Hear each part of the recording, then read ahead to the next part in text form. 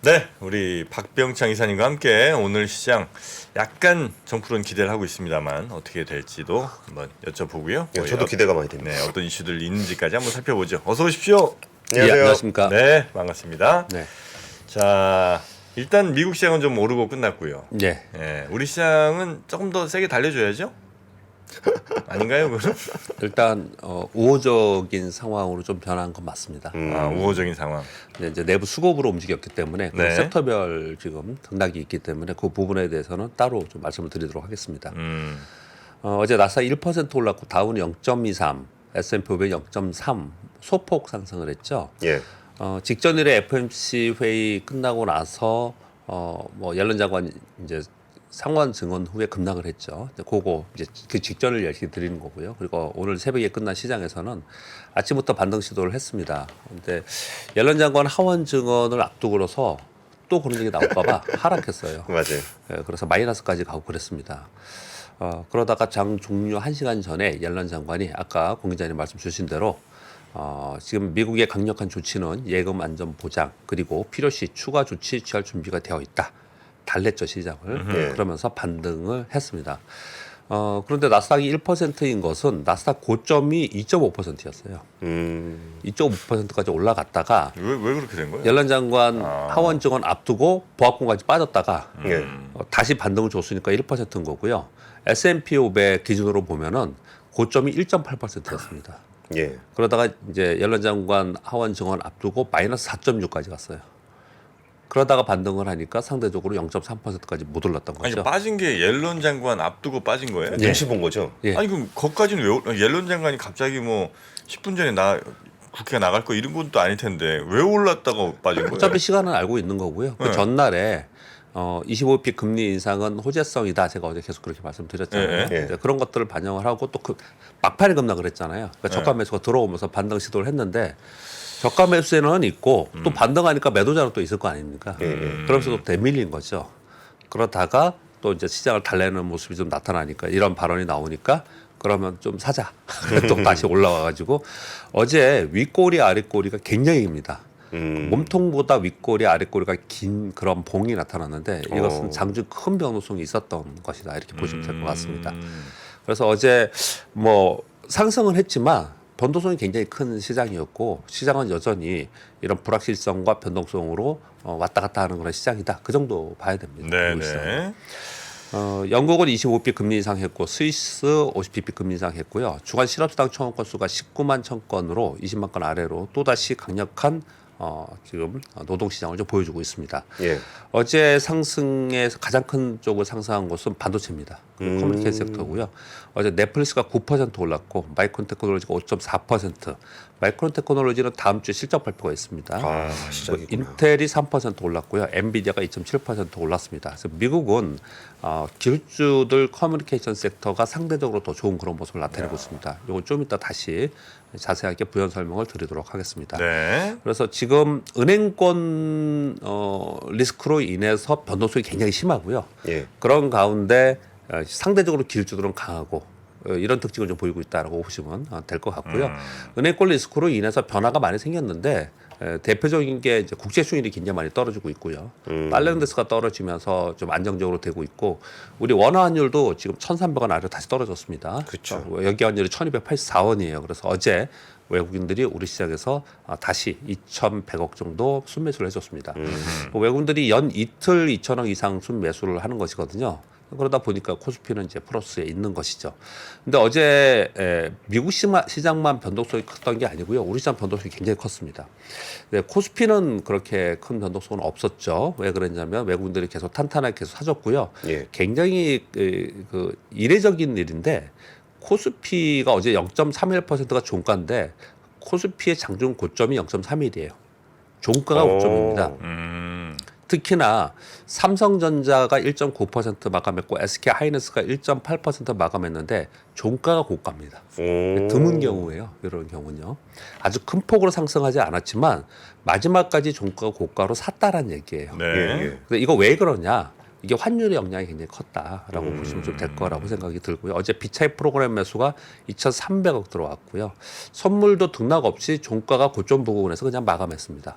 그러니까 코스피 시장은 안정적으로 계속해서 강하게 상승은 하지 않았지만 예. 그러니까 안정되는 그런 모습을 계속 나타냈던 건데 어제 코스닥이 문제죠. 여러분 다 아시다시피 어제 코스닥이 장중 고점이 1.32%입니다. 네. 종가가 마이너스 0.15예요. 장 막판에 몇십 분 남겨놓고 그냥 급락을 했어요. 수직 급락을 했습니다.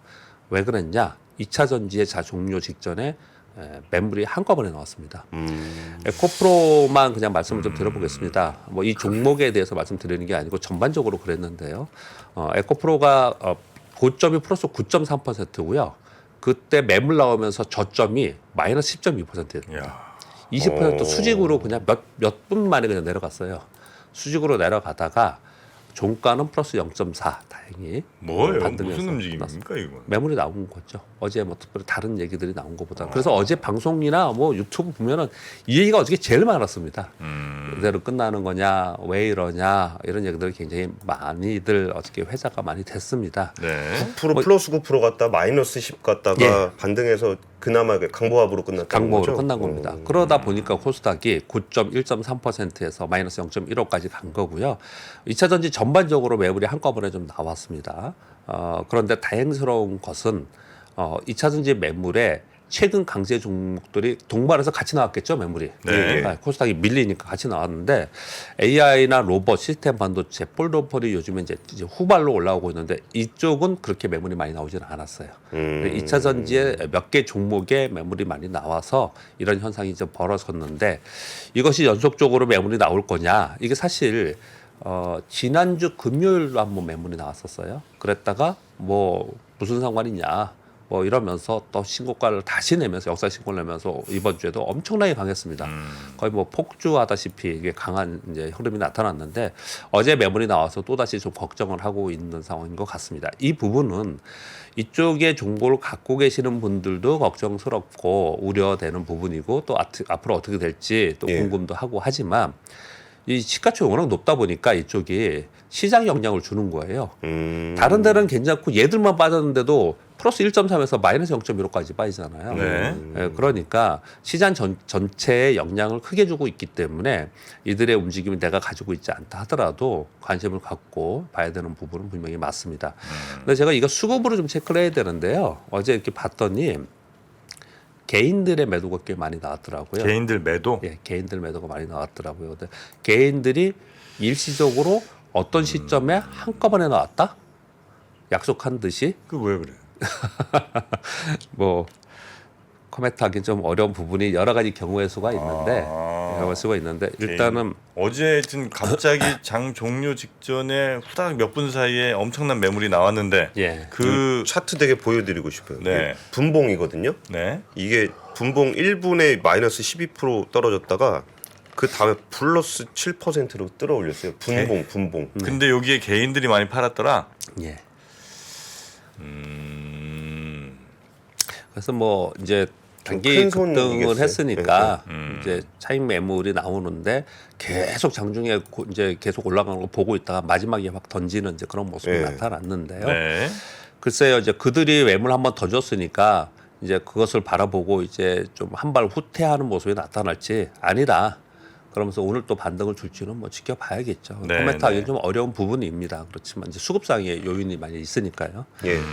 근데 이제 항상 말씀드리지만 이제 거래량과 차트를 보면서 판단하면 실수에서 조금 벗어나지 않을까 그 정도 좀 생각을 좀 하고는 있습니다. 네. 그러니까 특징적인 거 하나 더 말씀을 드리면요. 거래 대금이 어저께 많이 늘었습니다. 예. 코스피가 10조까지 올라왔고요. 한 7조 정도 했었어요. 그리고 코스닥 여기 오타가 있네요. 코스피가 아니고 코스닥은 17조. 네, 거래 대금. 예, 거래 대금이요. 그래서 양 시장이 거래 대금이 늘었어요. 코스닥이 거래 대금이 크게 늘은 건 좀 이해가 되죠. 예, 막판에 매물이 막 나왔으니까. 근데 코스피가 거래 대금이 는 거는 정말 오랜만에 10조를 찍은 거거든요. 이것도 한 번쯤은 의미 있게 생각할 필요가 있자. 이렇게 좀 보고 있습니다. 네. 자, 오늘 EU 정상회의가 있고요. S&P 글로벌 제조업 서비스 PMI가 있습니다. 이거 그냥 뭐 이슈니까 참고로 말씀 좀 드리겠고요. 매크로 시황에 대해서는 지금 월가나 아니면 전체적인 시황은 이런 것 같습니다. 이렇게 말씀드려볼게요. 은행의 크레딧 리스크 우려, 이것은 여진 또는 후폭풍의 확인 과정이 필요하다. 아직도 두고 봐야 된다. 이런 얘기 많이 하잖아요, 굉장히요. 예. 이제 추가 부실 가능성이 있다라는 얘기를 많이 하거든요. 왜 옐런 장관 얘기를 가지고 그렇게 얘기를 하냐면요. 예보 있잖아요, 예고. 예. 영어로 거기는 FDIC. FDIC 이렇게 얘기를 하지 않습니까? 근데 거기에 지금 어떻든 자금을 갖고 있을 거 아니에요. 그 자금하고 향후에 추가 부실이 가능성이 있는 걸 리스트업을 지금 막 하고 있을 거 아닙니까? 이쪽에서 지금 이거하고 비교를 했을 때, 야 이거 잘못하면은 여기서 추가 연쇄 효과가 더 나타나면은 문제가 될 수 있다라는 얘기들이 사실 있었어요. 그러니까 지금 아직까지 이거 더 지켜봐야 된다. 이거 지금 연쇄 효과 나타나면은 이거 이번에는 막았지만 다음에는 더 큰 파장이 있을 수 있다. 이런 얘기들을 지금 많이 하고 있는 그런 상황입니다. 예. 그리고 옐런 장관이 이랬다 저랬다 한다라는 표현은 사실 국회에서 의회에서 한 부분도 있지만 지금 민주당과 공화당이 이 부분에 대해서 서로 다른 의견을 갖고 있고요. 예. 그리고 미국의 부채 한도에 대해서 서로 공방을 벌이고 있는 상황이라서 그것과 다 연결되어 있습니다. 지금 이게 그래서 지켜보자라는 쪽이 한쪽에 있습니다. 이거는 시장에서 불확실성이지 않습니까? 이걸 한 축에 놓고 또 한 가지는요. 이 지금 CPI가 떨어지거나 PPI 떨어지고 또 소매 판매가 안 좋아지고 이런 것들 보면은 야 기준금리 상단에 임박해 있지 않냐. 요번에 25bp 금리 이상 하지 않겠냐. 뭐 이런 얘기들이 있었던 차에 파월 의장이 50bp 얘기하다가 사실 뭐 또 흔들림이 있었지만은 결국은 그런 과정 속에 있었는데 이번 은행권의 크레딧 리스크가 발생이 됐으니 야 이제 거의 온 거 아니냐 이제 이런 공감대가 이제 형성이 되는 거예요. 그러다 보니까 벌써 국채 수익률 떨어지고 시중금리 하락하고 이러고 있지 않습니까? 그러니까 이거는 그 동안에 급격한 금리 인상으로 인한 우려 그리고 부작용이 한편으로는 해소되는 과정이 있는 거예요. 그래서 중간에 빨간 글씨로 써놓은 내용은 뭐냐면요, 환율과 금리 부분은 우호적으로 단기적으로 변화되고 있는 겁니다. 시장에서 볼 때. 우리 시장에서는 오히려 이쪽을 좀 바라보는 쪽으로 있는 것 같고요. 그리고 한쪽으로는 경기 위축, 둔화, 그리고 침체, 그러니까 경기와 관련 부분과 시스템 위기, 이 부분을 보는 쪽이 있는 양쪽이 양면성을 지금 현재 시장이 가지고 있는 거지 않습니까? 시장은 항상 양면성을 갖고 있지만 지금 더더욱 불확실성이 있기 때문에 이런 시장인 거예요. 맨 마지막에 제가 화살표 이렇게 써놨습니다. 어떤 것을 쳐다보고 투자할 것인가의 선택에 있는 겁니다. 한번 여러분 스스로 한번 생각을 해보세요. 나는 환율과 금리가 우호적 변화된 거 요 단기적인 이걸 보고 투자할 거야 하는 사람하고 앞으로 경기가 침체기로 갖고 시스템 위기가 더 갈 거야, 더 위험해질 수 있어라고 보는 사람하고는 완전히 다르죠. 네. 정프로님 하나 투자 골라주세요. 관점이. 저는요. 우리 선택하기 어려울 땐 정프로님께.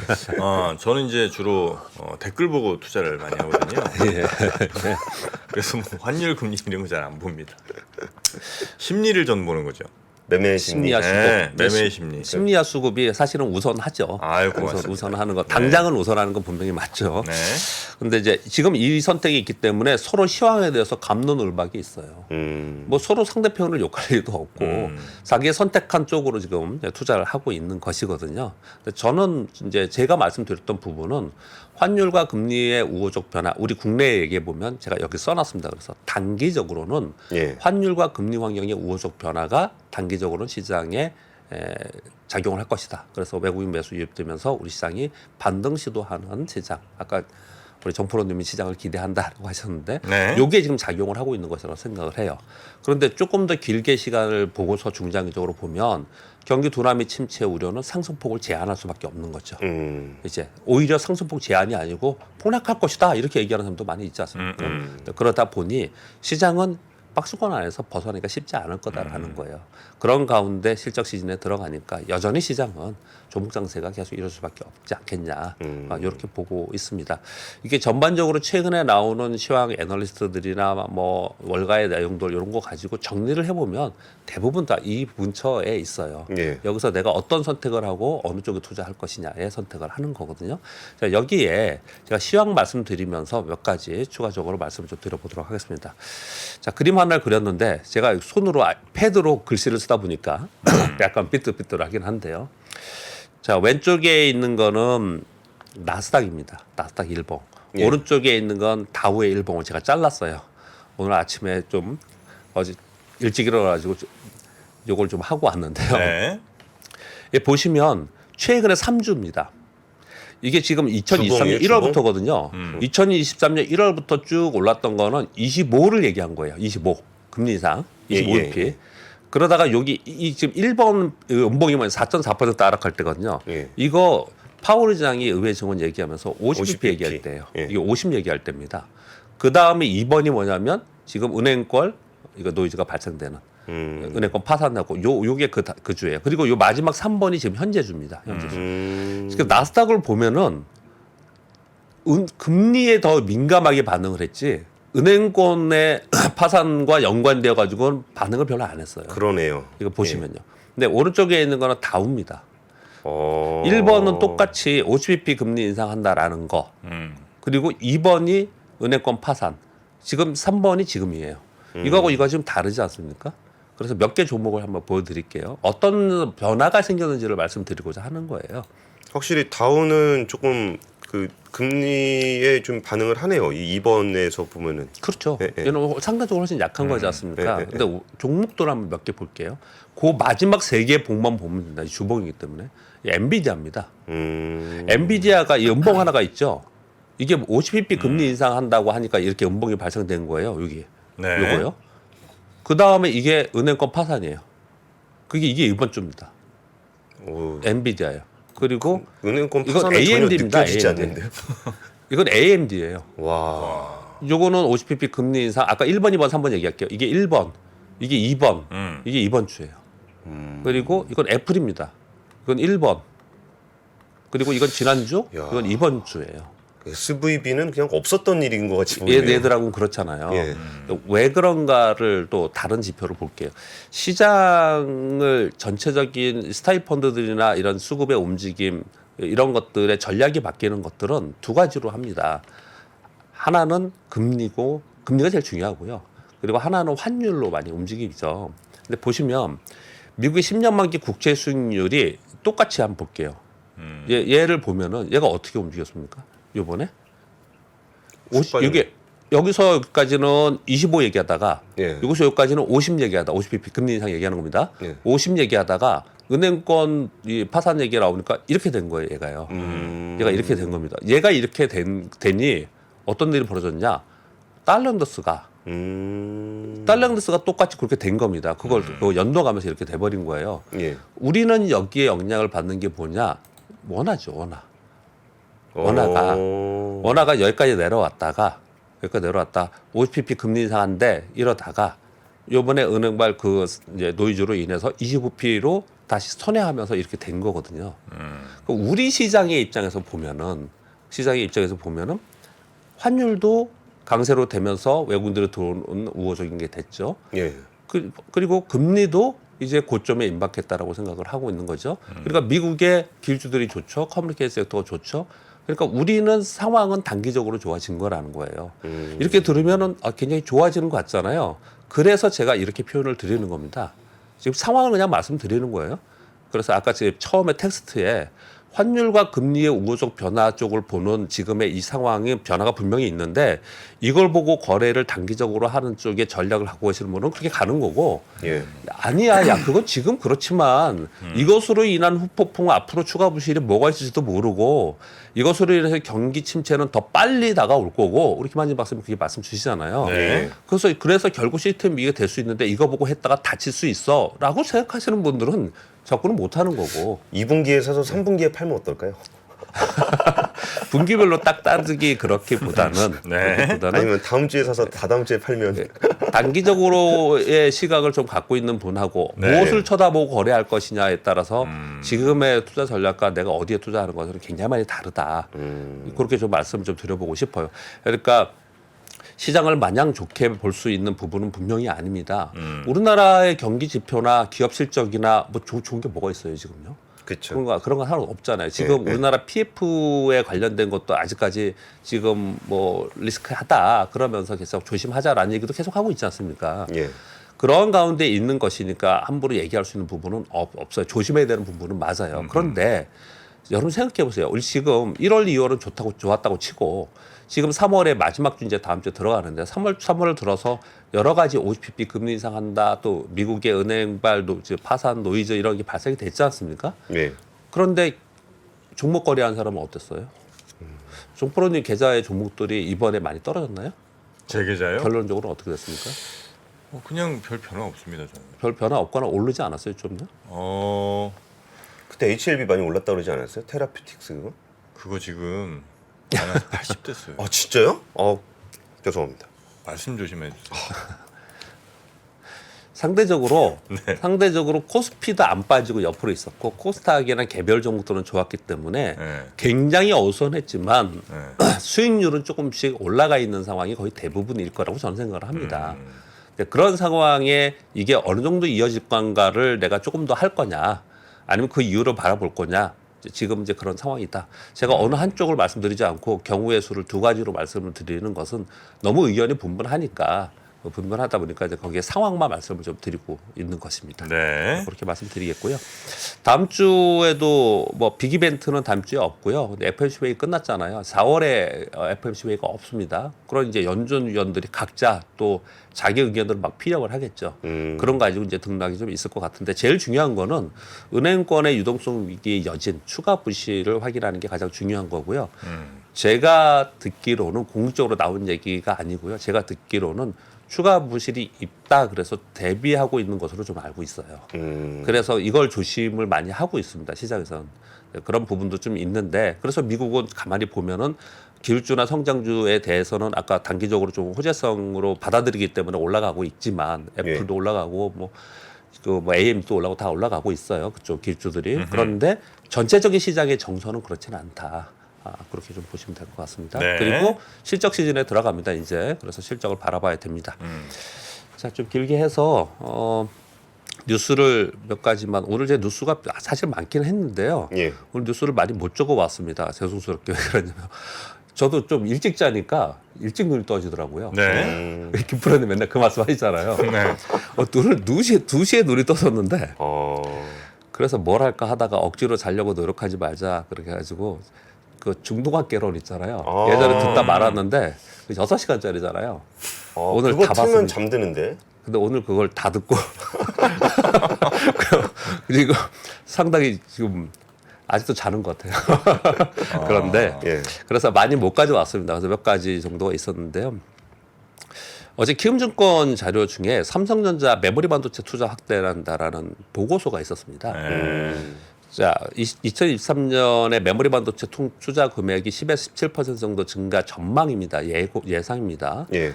이렇게 지금 얘기를 하고 있는데 삼성전자의 2023년 반도체 캐파는 전년비 디램은 마이너스 2%, 랜드 1% 수준인데 SK하이닉스는 한 12에 14, 마이크론은 14에 17, 키옥시아는 20% 랜드니까 이쪽은요. 예. 이게 훨씬 더 얘들은 캐파가 줄어들고 있는데 삼성은 계속 이제 유지한다라고 발표를 했잖아요. 이렇게 하고 있는 거예요. 이 수준을 유지하기 위해서 지금 어떤 투자는 더 늘려야 되는 상황이 지금 됐는데 그래서 반도체 장비 입고는 2분기에서 3분기에 전망한다. 이렇게 얘기를 하면서 삼성전자의 2분기 실적 저점 확인과 그리고 장비 소재 부품주의 실적 개선 여기에 관심을 가져야 된다. 수주 이 부분에 대해서 이제 보고서가 하나 나왔어요. 근데 최근에 제가 PCB 업체들이 저점을 찍고 가격이 올라간다는 걸 차트 몇 번 보여드렸잖아요. 네. MLCC는 그 전부터 벌써 오르기 시작을 했거든요. 근데 드디어 반도체 얘기를 했어요. 여러분 이 얘기를 꼭 추천하고 이런 걸 떠나서요. 이런 얘기들이 작년 말에 있었습니까? 없었죠. 올 초에 있었습니까? 없었습니다. 예.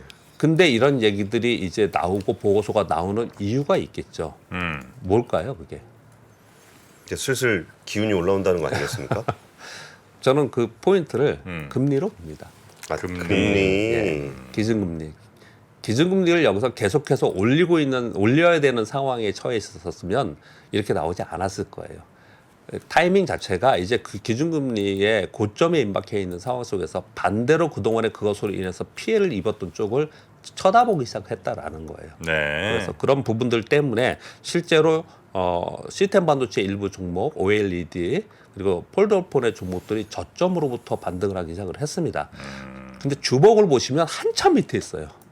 전에 한번 말씀드렸듯이 밑에 있는 종목이 올라가면요 세게 가지 못합니다. 올라오면 때려요 자꾸. 물린 사람들이 많기 때문에 오히려 위에 있는 거는 가볍게 올라가는데 계속 그렇거든요. 그래서 고생스러울 수는 있어요. 네. 그렇기 때문에 지금 당장 이런 걸 이제 막 지금부터 용기를 내 사야 된다 이런 쉽지는 않아요. 근데 확실히 관심을 갖고 지켜는 봐야 된다는 수준까지는 왔다. 그렇게 정도 말씀을 드릴 수 있겠고요. 많이 빠진 애들은 올라가기가 오히려 힘들군요. 그렇죠. 올라올 때마다 사람들이 파니까. 예, 예. 매물이 있기 때문에 예. 그래서 어렵습니다. 왜 이렇게 씁쓸하세요?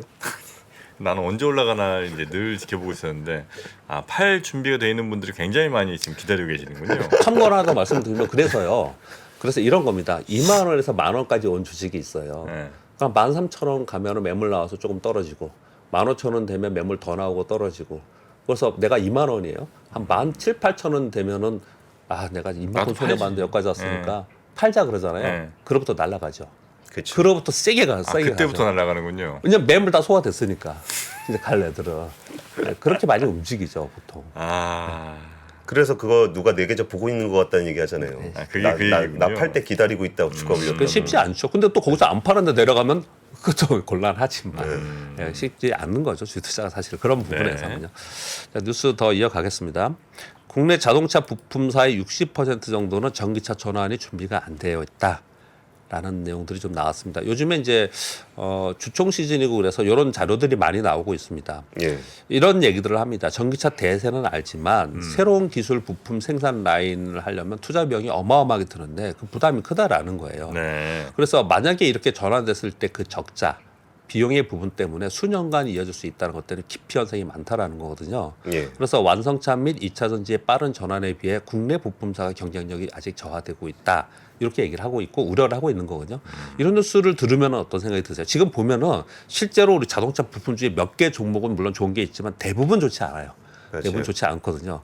근데 얘네들이 자동차 쪽에 뭐 어떤 판매도 그렇고 점유율도 늘어난다 그러는데 왜 이렇게 안 좋은가라는 생각을 많이 들잖아요. 그러니까 어떤 순간이 되면 이들도 한번 올라오기 시작을 할 거 아닙니까? 네. 근데 그렇기 때문에 이제 관심을 두고 이렇게 보는데 이 시점에서 제가 말씀드리고 싶은 거는 이 부분은 제가 자주 말씀을 드리는데 전체적으로 경기가 안 좋고 시장이 안 좋을 때는 먼 미래 드림을 생각하는 거는 야 그거 언제 될 줄 알아. 먼 미래를 보지 않아요 시장에서. 당장 예를 들어서 자율주행이라 하더라도 전기차의 부품이라 하더라도 당장 납품이 돼가지고 이익이 좀 늘면서 가는 쪽을 바라보게 돼 있습니다. 그래서 그 지금 똑같은 섹터 또는 테마에서 보더라도 그걸 좀 이렇게 구분해서 볼 필요가 있다. 그것 때문에 이 내용을 좀 가져왔습니다. 네. 3번, 4번은 뭐 가볍게 그냥 한번 읽고 넘어가겠습니다. 지금 시장에서는 우리가 시장 내부적으로는 있지만 경기 상황에서는 걱정을 많이 하는 부분들이 좀 있는데요. 예. 전세대출과 신용대출자 228만 명이 어제 요즘에 국회에서 이런 것들 자료 많이 나오잖아요. 예, 예. 이자 플러스 상환에 월급의 56%를 사용하고 있다. 228만 명 엄청 많은 거 아닙니까 사실? 228만 명. 예, 2020년 1분기에 194만 명이었는데 이게 228만 명까지 늘었고요. 월급여에서 상환 부담이 DSR이라고 하는 표현하요. 그렇게 근데 저는 그냥 한국말로 이렇게 표현을 한 겁니다. 5.9%였는데 55.6%로 증가했고요. 연체율은 0.5에서 0.7%. 또 한 가지는 물론 젊은 분들이 이제 집을 더 많이 샀기 때문에 그렇긴 하겠지만 전세대금 대출은 30대 이하가 55.8%, 40대가 24%로 40대 이하가 전체가 80%라고 해요. 그래서 이제 이거 준비를 해야 된다. 이게 더 악화되면 안 된다라는 얘기들이 지금 나오고 있는 그런 상황인 네. 거고요. 그리고 거기에 더불어서 한은의 3월 금융 안정 상황 어제 발표가 있었거든요. 가계 플러스 기업 부채가 4,500조 원으로 사상 최대라고 발표가 됐습니다. GDP 대비 20년 1분기 200%인데 지금 225%까지 증가를 했어요. 근데 어디서 많이 증가를 했냐? 이 금리 인상 효과 때문에 가계 부채는 증가하지 않았어요. 예. 감소했는데 기업에서 대출을 많이 했는데 대기업에서 부채를 많이 했다는 거예요. 그러니까 대기업에서 대출을 많이 한 쪽이 어디서 봤더니 성장 섹터들 있잖아요. 예. 어마어마하게 대출을 많이 했습니다. 그래서 제가 개별 기업에 너무 좋지 않은 뉴스는 좀 말씀드리기도 좀 애매하고 그래서 가져오지 않는 것들 중에 이번 주에 뉴스 중에서요. 성장 섹터에 있는 대기업들 중에서 대규모 투자로 인해서 글로벌 신평사에서 신용등급을 낮추는 기업들이 발생이 좀 있어요. 그런 부분들도 좀 체크를 할 필요가 있을 것 같습니다. 네. 자, 오늘 여기까지 하겠습니다. 자, 우리 박병창 이사님과 함께 오늘 시장에서 좀 알아봐야 될 것들 여러 가지 좀 짚어봤고요. 자, 한 주간 고생 많으셨고 예. 예, 주말 푹 쉬시고 주말엔 또 인도 쪽도 재밌는 거 많습니다. 지금 이제 중국 시작했습니다. 중국 시작하셨어요? 중국 재밌죠. 저 조영남 교수님, 네, 아주 깊이가 좀 있습니다. 예전에 보다 말고 그랬는데 아예 그냥 이제 정주행을 해볼까. 자, 그러면 주말에 예. 편히 쉬시고요. 월요일에 뵙겠습니다. 예, 감사합니다. 고맙습니다. 시간이 흘러도 변하지 않는 여러 가지 원칙과 사고 체계는 존재하거든요. 대가들의 사고 체계, 투자 기법이 아니라 생각의 방법. 그런 거를 분해를 해서 재구성을 해서 하나의 어떤 틀로 조합을 하는 과정이 필요한 것 같다. 라쿤 자산운용 홍진채 대표의 거인의 어깨에 19년간 초과 수익을 달성한 그가 어떻게 주식 대가들의 투자법을 활용했는지 이 책에서 최초로 공개합니다. 대가들의 검증된 투자법을 여러분의 눈으로 직접 확인하시죠.